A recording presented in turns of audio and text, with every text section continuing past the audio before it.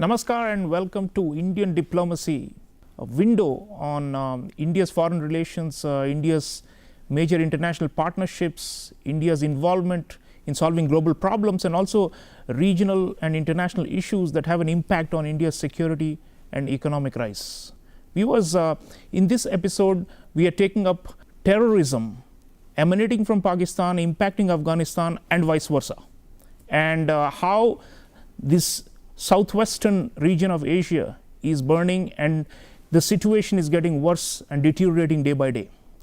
And to discuss this and how it impacts on India and India's own security and regional position, I have a very special guest joining us all the way from Washington DC via Zoom, Dr. Aparna Pande. Dr. Pande is research fellow at the Hudson Institute, an important think tank in the US, and the author of multiple books, including From Chanakya to Modi and Making India Great. She's a specialist on South Asian affairs. Dr. Pande, welcome to Indian Diplomacy. Thank you so much, Sreeram. A pleasure to be with you. So, there has been a massive bomb attack in Peshawar, close to the Afghan border in Pakistan, and more than 100 police persons have been killed.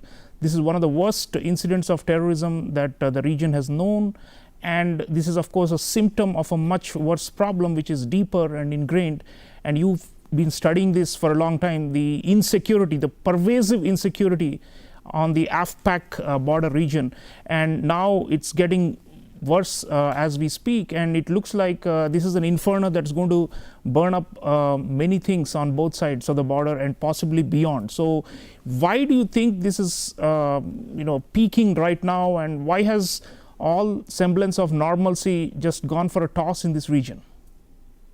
Thanks, Sreeram. Pakistan appears to unfortunately be moving towards a full-blown insurgency led by the Tehreek-e-Taliban Pakistan and its various offshoots. Since the return of the Afghan Taliban, if you remember, in August 2021, the Pakistani Taliban resumed their attacks against the state. There have been more attacks in the second half of 21 and all of 2022 than there were in the previous decade. The argument of the Pakistani Taliban is that if the Pakistani state can support the Afghan Taliban for an Islamic state right next door in Afghanistan, then the same Pakistani establishment should also support an Islamic state within Pakistan. The Afghan and Pakistani Taliban are ideological allies. They have close connections, and while the Afghan Taliban has often been asked to mediate ceasefires between the Pakistani state and the Pakistani Taliban, at the end of the day, the Taliban will always choose their ideology and their belief system over pragmatism. Now, the Pakistani state has for decades, as you well know, used jihad and these Islamist groups as a lever of regional foreign policy against India and inside Afghanistan. The Pakistani educational curriculum and the media narrative has created a public opinion that is ambivalent towards terrorism, with a large segment of the Pakistani populace viewing these groups as either those who have been wronged or are simply acting against foreign occupation, be it in Afghanistan or Kashmir or anywhere else.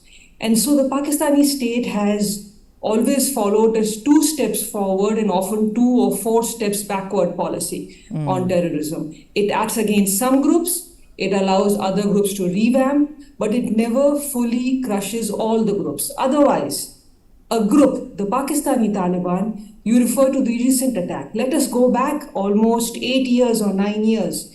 In December 2014, the Pakistani Taliban attacked and killed children of army officers in the army public school in Peshawar. Yeah, there were 150 casualties nearly at the time. Yeah, absolutely. So your children have been killed. This time, this mosque was killed people from police officers' families. So why is it that you do not act against a group that attacks you? Because for the Pakistani establishment, the jihadi groups remain critical in their fight against India. And any attack, unfortunate as it may be within the country, is simply a collateral damage that they are willing to accept for the greater goal of keeping India in check and keeping Afghanistan under their control. Dr. Pande, you're talking of collateral damage. It's Pakistani citizens, right? And the Yes. kinds of attacks that are happening, just the scale and the boldness with which the terrorists are attacking, the Pakistani thinkers are calling it a second wave of the Tehreek-e-Taliban Pakistan. But the question is, why are they not able to tame this? I mean, they have counterinsurgencies and operations from time to time. They had done one a few years ago, and now they're again talking of doing this. But they continue to insist that the problem lies across the Durand line on the other side, because the TTP terrorists take shelter on the Afghan side. But that was supposed to have been solved the moment the Afghan Taliban came to power in Kabul, right? But it's not happening. And it looks like, actually, like you said, they've grown bolder. The Pakistani Taliban have grown bolder and are now escalating and upping the ante. So in that sense, Pakistan seems to be in the worst of all positions, because they've got an economic crisis, they are in a deep political dysfunction, and with an interim government, and then they've got this problem now, which is festering and getting bigger and bigger. So it's like the perfect storm, right? I mean, everything that's bad or horrible that Pakistan needs to have is coming together all at a time. And like you said, a lot of it has to do with the mistakes. Rana Salahullah, the Interior Minister of Pakistan, even admitted after the Peshawar mosque attack that we have to do soul searching, and it's a collective error that we all committed. And so that kind of reflection, self-reflection, self-criticism is also emerging. It's very candid, but the point is, it looks like it's too late now, and the genie is out of the bottle, and a lot of these hardline extremist groups are running amok on that frontier region. So what can they do now to try and bring this down? I mean, they are talking about another series of raids across the border into Afghanistan, and more police operations and military and frontier missions. But I think fundamentally that region may not be controllable. History says that, and looks like the Pakistani state is especially incapable and lacks the vision and the clarity and the unity as a state and a society to be able to hold things together there. So it could break up, isn't it? I mean, there's a potential breakaway of these regions that's been in the offing for a long time. What do you think? So there are a lot of questions you've thrown at me. So let me sort of clarify some of them. First, the Pakistani state has never, ever cohesively and sort of with a firm hand cracked down on all the groups.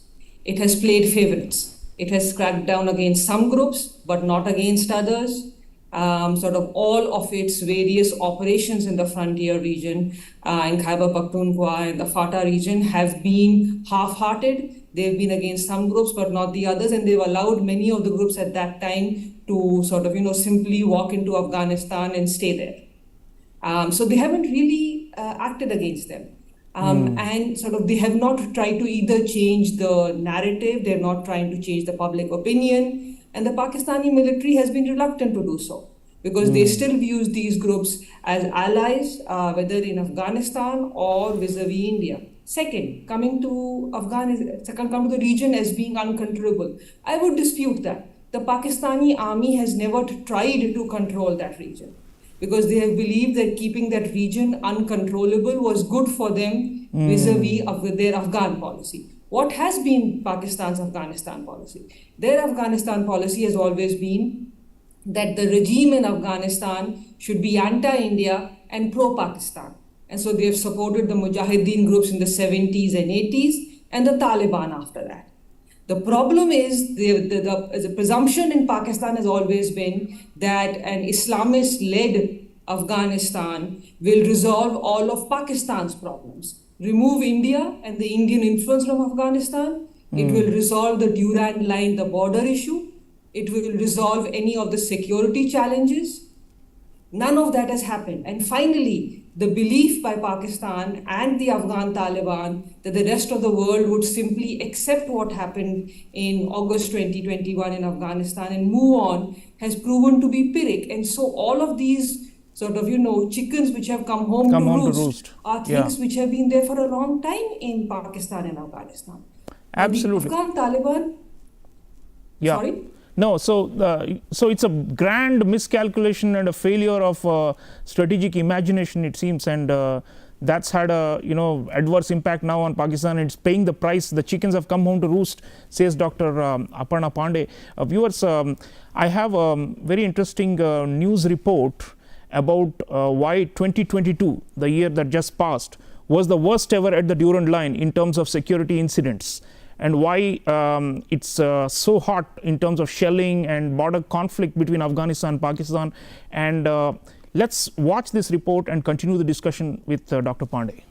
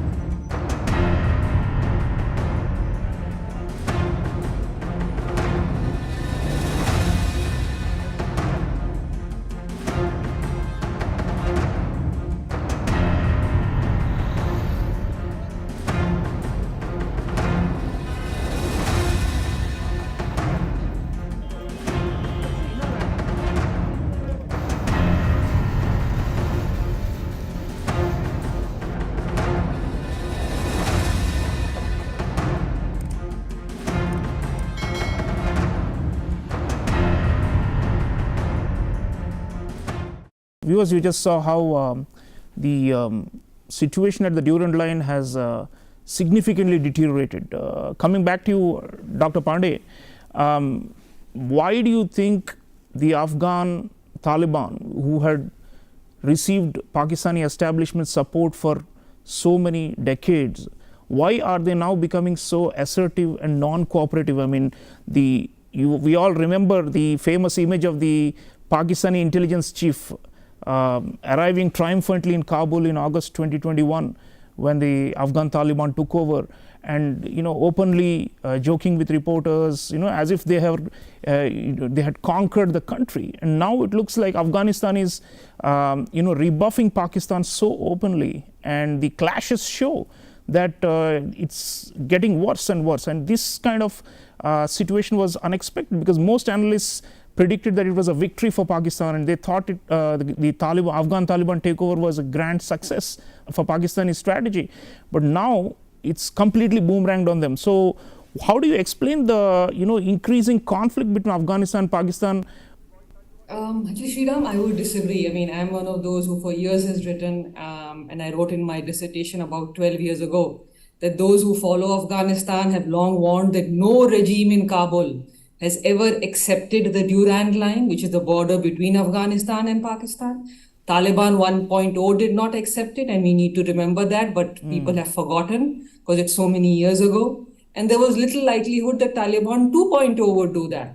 So there were many of us who were warning the Taliban will not listen to Pakistan. They will not accept the Durand Line. This was sort of Pakistan. There was a lot more of this sort of belief in Pakistan that now we finally resolved, but it wasn't. It was a Pyrrhic victory. The border conflict has to do with every Afghan regime refusing to accept what they refer to as a border which was imposed on them by the British. And so they have not accepted it. But the Afghan Taliban have not turned against Pakistan. They are simply doing what they have always done the last time round and what they've always said they would do for decades. It's just that no one believed what they said.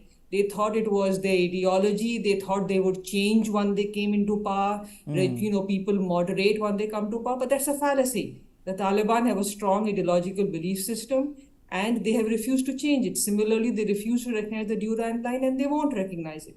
But I do not see all-out war, because the Afghan Taliban are dependent on Pakistan, and Pakistan would not want two borders to be alive. And so what is most likely is that we will see a continuation of the tensions on the border, continuation of rhetoric from both sides with no easy resolution. And for Pakistan, it's just going to become tougher in the coming days and months. Yeah. And Dr. Pande, Prime Minister Shahbaz Sharif of Pakistan, first comment after the Peshawar mosque attack was that terrorism is the #1 security challenge of our country. It's not India anymore. They're saying it's terrorism. So perhaps belatedly, at least, they do realize the Frankensteins, the monsters that they created are coming back to bite them. But now what is interesting is you said that there's no likelihood of all-out war, and that's probably realistic. But then if Pakistan is tied down at the Durand line so much through these incidents and more force projection and counterinsurgency operations and all that, the question is, what does this do to the jihadist groups? I mean, do they coalesce around the religious fundamentalist ideology and strike even more, or can they how do you foresee the militancy situation there going forward in the coming months and years? Because clearly there's this lawless area, as it always was, but then it seems to be creeping even into the Punjab province. There is a talk about how there is an anti-Tehreek-e-Taliban operations being carried out by Pakistani police and intelligence in Punjab province, which is the heart of Pakistan, far away from the border. Actions inside Punjab actually are not new. When the TTP first arose, and let's go back some years, most of the Tehreek-e-Taliban Pakistan recruits used to come from Punjab and then from Northwest Frontier or Khyber Pakhtunkhwa. So there has been a strong link between Punjab and the border terror groups. This is not new. Even at the time, soon after and around the Army Public School attack. And if we recall, let's go back to 2009, there was an attack on the Pakistani Army headquarters and the ISI headquarters. And the groups which were involved in that were actually from Punjab. They were not from the border areas in Pakistan. And so there has been an old link. Let's not forget that the groups which attack India in Kashmir and all, whether it's Lashkar-e-Taiba and Jaish-e-Mohammed, have strong roots in Punjab. So Punjab has long had a history of recruitment for mosques and madrasas, which have sent terrorist groups, not just to India, but also for Afghanistan and now for within Pakistan. So has Pakistani society radicalized over the years? Yes, it has. Does Pakistan face a bigger threat today than it did a decade or two? Definitely it does, because the state is weaker, the economy is worse, there's less global attention to Pakistan. With the Afghan Taliban next door, the jihadi groups inside Pakistan believe that if the Afghan Taliban can come to power, even if it took them a few decades, then we can do the same inside Pakistan. So Pakistan's security is getting worse. And yes, it will have an impact on its neighbors. We've already seen inside Kashmir, right? There are reports that arms which used to be used in Afghanistan have found their way inside Kashmir. And if we go back to the late 1980s, early 1990s, when insurgency started in Kashmir, a lot of the groups and fighters who were fighting in Afghanistan against the Soviets had then decided to move or were directed by the Pakistani establishment to go and fight inside Kashmir. Yeah. So insecurity will increase, and all these groups will create a bigger problem. So state weakness, viewers, Dr. Aparna Pande is saying that Pakistani state weakness does not necessarily mean that the jihadi threat is going to somewhat lessen for India. In fact, the so-called loose or lawless elements continue to grow and fester in the context of state weakness. And of course, Afghanistan is what's looking at now, because it's not just a bilateral issue between Pakistan and India. The real issue is what are India's relations with Afghanistan. And 2021, the Afghan Taliban takeover in Kabul was seen as a big rupture and a break, or even as a big strategic setback for India. That's how many people saw it. But increasingly, the Taliban have been making overtures to India, and India has also stepped up in terms of humanitarian assistance and is looking to support the Afghan people. Let's hear from a senior official of the Indian Ministry of External Affairs in the UN Security Council in December 2022, talking about India's priorities in Afghanistan. Let's hear him and then return to the discussion.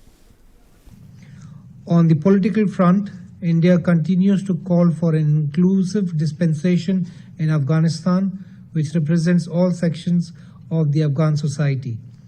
A broad-based, inclusive, and representative formation is necessary for long-term peace and stability in Afghanistan and in turn for economic recovery and development. As a close neighbor, Afghanistan will continue to remain in our hearts, and we will continue to speak out in support of the Afghan people. The days when Afghanistan was used by others for a so-called strategic depth are over. Such skewed approaches have only brought misery to the people of Afghanistan and the mayhem in the region. Peace and stability in Afghanistan are critical imperatives that all of us need to collectively strive for. India will continue to play its role in pursuit of this objective. The interest of the Afghan people will always continue to be at the core of our efforts today and always.